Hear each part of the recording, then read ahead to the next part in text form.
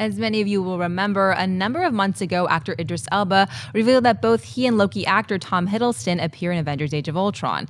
However, those who saw the movie know that Loki doesn't appear in the film.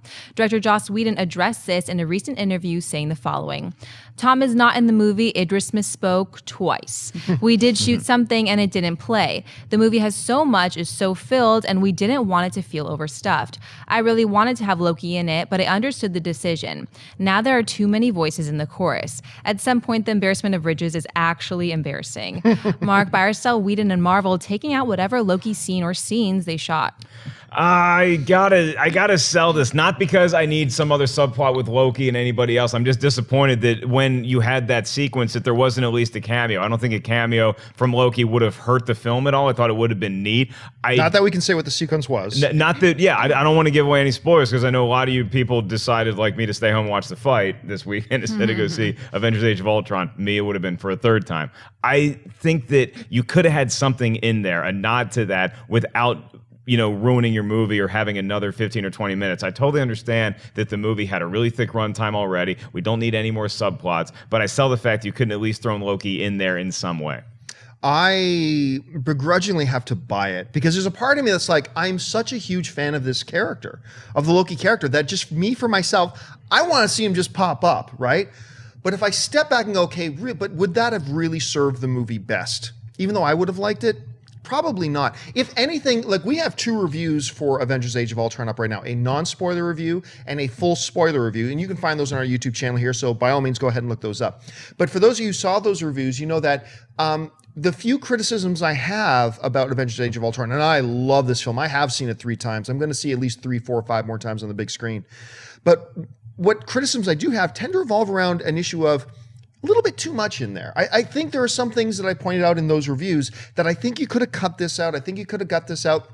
Just tighten it up a little bit more, address some of those little pacing issues that John Schnapp talks about as well.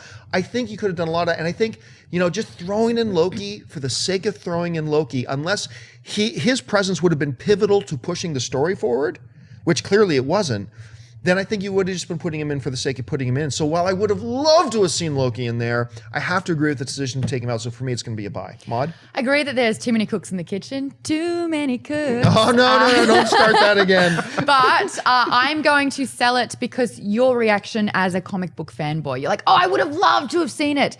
Appeal to your audience. I would have loved to have seen little Jane, Natalie Portman, pop up somehow. If it fits, put it in. Why not? And if you've got someone like Tom Hiddleston, who has risen to like A-list fame because of playing this awesome villain, if he could have been in this movie and he was like, yeah, sure, let's do it, put him in. If Tom Hiddleston wants to be in the movie, put him in there. And I think that even if it was a glimpse, and we're not going to spoil it, but there is a scene in there where he could have easily have just kind of slid on in. Even his weapon is a part, it plays a role more than he does.